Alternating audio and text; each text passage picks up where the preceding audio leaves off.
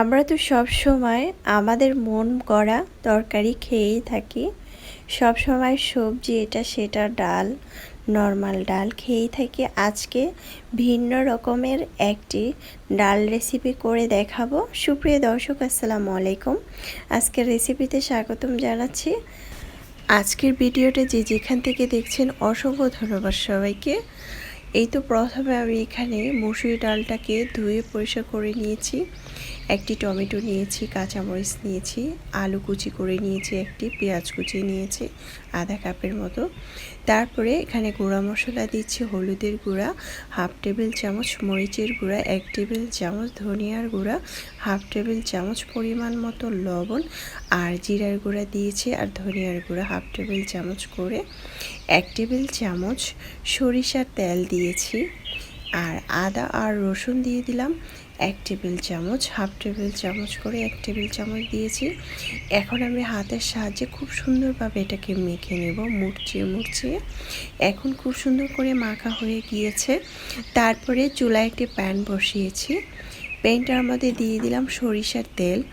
তেলটা যখন গরম হয়ে আসবে তখন আমি এখানে দিয়ে দিব 1 চিমটি আস্ত জিরা, 2টি শুকনো মরিচ। আমি এখানে সরিষার তেল দিয়েছি প্রায় 2 থেকে 3 টেবিল চামচের মতো। আর সরিষার তেলটা দিয়ে রান্না করার চেষ্টা করবেন, তাহলে খেতে অসম্ভব মজার হবে।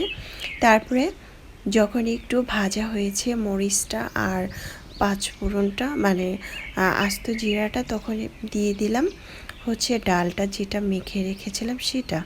এখন আমি অনবরত নেড়েচেড়ে দিয়ে ঢাকনা দিয়ে ঢেকে রেখেছিলাম প্রায় 2 থেকে 3 মিনিটের মতো। 3 মিনিট পর চলে আসলাম। দেখতেই পেয়েছেন খুব সুন্দরভাবে কিন্তু এটা কষানো হয়ে গিয়েছে। এখন আমি এখানে দিয়ে দিচ্ছি ফুটন্ত গরম পানি। আমি এখানে ফুটন্ত গরম পানি দিয়েছি 1.5 কাপের মতো। এটা যদি ঝোল রাখতে চান সেক্ষেত্রে কিন্তু পানির পরিমাণটা আর একটু বেশি দিতে হবে।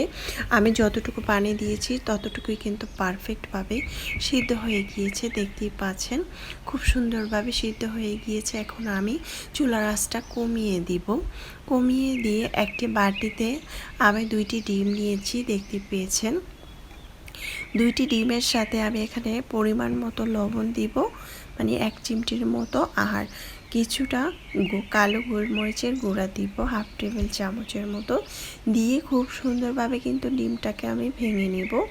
অনবরত নেড়েচেড়ে আমি ডিমটাকে একদম ভালোভাবে ভেঙে নিয়েছি। দেখতেই পেয়েছেন খুব সুন্দরভাবে এটাকে ভেঙে নিতে হবে। এখন চুলায় একটি প্যান বসিয়ে এখানে আমি তেল দিয়েছি 1 টেবিল চামচ। তেলটা গরম হয়ে আসছে, একটু নেড়েচেড়ে দিলাম। তারপরে আমি ডিমটাকে ঢেলে দিলাম। ডিমটাকে এভাবে ছড়িয়ে দিব, পেনটাকে ধরে আমি এভাবে ছড়িয়ে দিব। তারপরে একটু ঢাকনা দিয়ে ঢেকে রেখেছিলাম প্রায় 1 মিনিটের মতো। দেখতে পাচ্ছেন ডিমটা কিন্তু খুব সুন্দরভাবে ফুলে গিয়েছে। এখন আমি ডিমটাকে খুব সুন্দরভাবে এভাবে মুড়িয়ে নিব পাটিসাপটা পিঠার মতো। তারপরে আমি সুন্দর করে ছোট ছোট করে কেটে নিব। আপনারা চাইলে ছুরির সাহায্যে এটা কেটে নিতে পারেন। এই তো আমি এটা সুন্দর করে কেটে নিয়েছি। এটা 5টা 6টা রোলের মতো হবে। আমরা 2টি ডিম দিয়ে পরিবারের সবাই কিন্তু এই মজাদার ডালটা রান্না করে খেতে পারি। এটা অসম্ভব মজার হয়েছিল। ডালের উপরে দিয়ে দিলাম, দিয়ে এখন একটু নেড়েচেড়ে দিয়ে ধনেপাতা কুচি দিয়েছি, দেখতে পাচ্ছেন।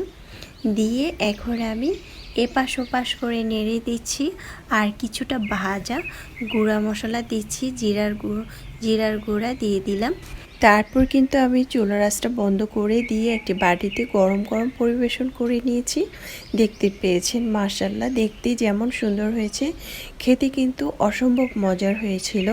এই রেসিপিটা একদিন হলেও ট্রাই করে খেতে পারেন। আর যারা নতুন রাঁধুনি ব্যাচেলার ভাই ও বোনদের জন্য বলছি, এটা ঝটপট কিন্তু তৈরি করে খেতে পারেন। এটা খেতে ভীষণ মজাদার হয়েছে। আশা করছি রেসিপিটি ভালো লেগেছে। ভালো লাগলে অবশ্যই চ্যানেলটা সাবস্ক্রাইব করে লাইক দিয়ে পাশে থাকবেন।